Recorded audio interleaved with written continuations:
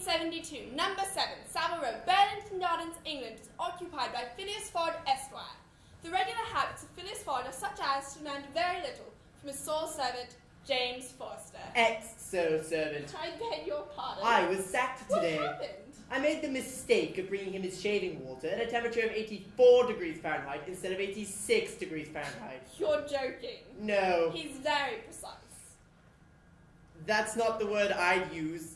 Hello? Excuse me, there's my replacement. The new servant, sir. Show him in. Bonjour, monsieur. You are a Frenchman and your name is John? Jean, if monsieur pleases. Jean Passepartout. Quite a resume. Circus rider, trapeze artist, Theatre of Royal. gymnastics teacher, Paris Fire Brigade.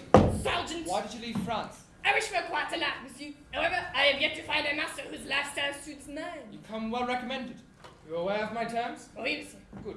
Have you a watch? Oui, monsieur. A family watch, which has been passed down from my great-grandfather. Doesn't vary 5 minutes in the year. It is a perfect timepiece. Good. Now from this moment, 29 minutes after 11, Oui. you are in my service. I do believe I have seen people at Madame Tussauds Wax Museum with more laughs than Monsieur Fogg. Now, Mr. Passepartout, you shall find the daily schedule and everything that is required of you on the card on the table. Mr. Fogg rises at exactly 8 in the morning, attends a reform club at 11:30, and retires precisely at midnight. Tea and toast at 23 minutes past 8. Shaving water at 37 minutes past 9. 86 degrees Fahrenheit. Toilet at 20 minutes before 10. Mr. Fogg's wardrobe, trousers, coats, vests, and shoes are all numbered, indicating the day, time of year, and season they are to be laid out for wearing. He's a real machine. That's not the word I'd use. But yes, he is exactitude personified. Monsieur Passepartout, Godspeed. This is exactly what I wanted. We should get along magnificently, Monsieur Fogg and I. What? Mr. Fogg is sending one of your remarkable and indeed remarkable members of the Reform Club. Sorry.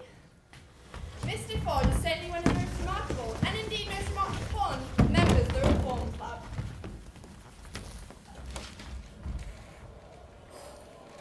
Clearly he's British, although I doubt he's a Londoner. True, I've never seen him at the Stock Exchange nor any of the counting rooms in London. He's not in the board of directors, as far as I know. He's certainly not a manufacturer. Nor a merchant. But he is quite a fortune. Without a doubt. But how? I couldn't say. He's well travelled. Quite. I've never met a gentleman more familiar with the world in my life. He must have travelled everywhere. Yet I've never seen him anywhere else but here in London. True, he's at the club every day to take his lunch and dinner. At the same time, In the same room. At the same table. Alone. Alone. he has no wife, Nor children. And happen to even the most respectable of gentlemen. Yet he has no friends. nor relatives. Which I admit is quite rare. I think perhaps that he... Yes, well, what's the latest on the bank theft? Oh, the bank will lose that money. On the contrary, I'm confident that we will soon lay our hands upon the fellow. Skillful detectives have been sent to all the principal ports of the continent, and he'll be a clever fellow if he slips through their fingers. But do we have a description of the thief? In the first place, he's not a thief at all. What? Not a thief? A fellow who makes off with £55,000. No. Perhaps he's a barrister that The Daily Telegraph says that he is a gentleman. What? According to the Daily Telegraph, there are real grounds for supposing the thief does not belong to a criminal gang.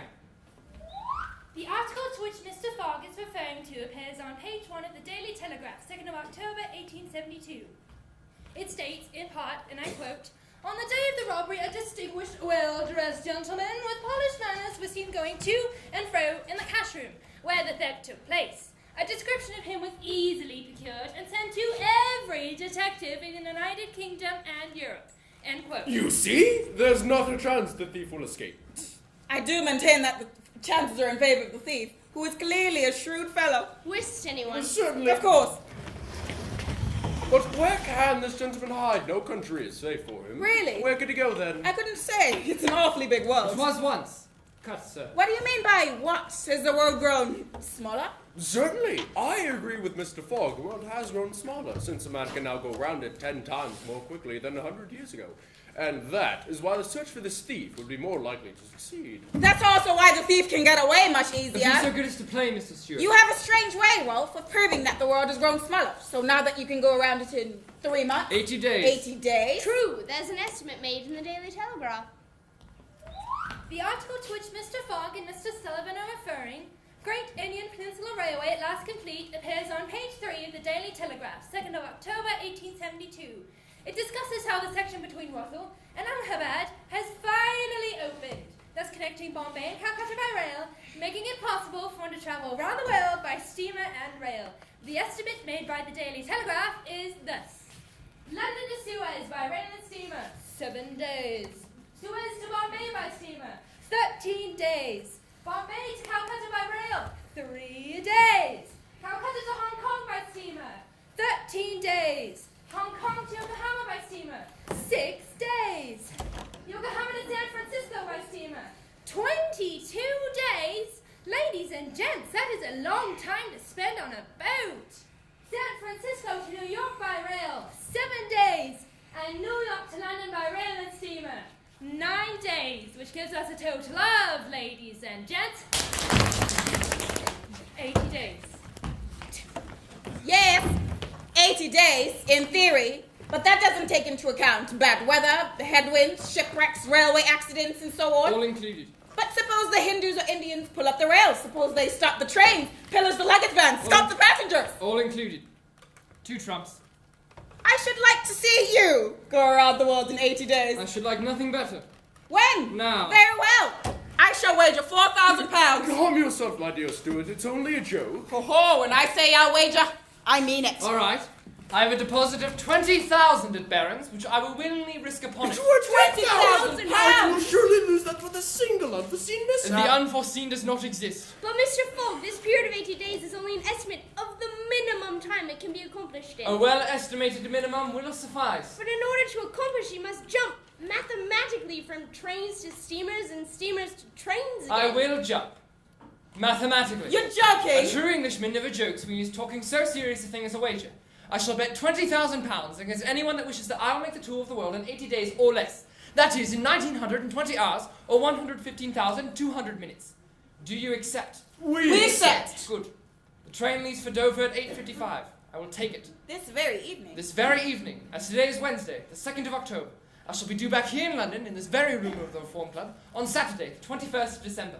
If I shall fail, the £20,000 now deposited in my name at Barings will belong to you, gentlemen. Here is a cheque for the amount. But a pen.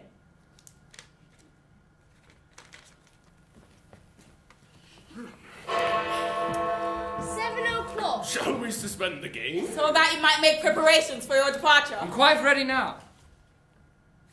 Diamonds are trumps. Be so good as to play, gentlemen.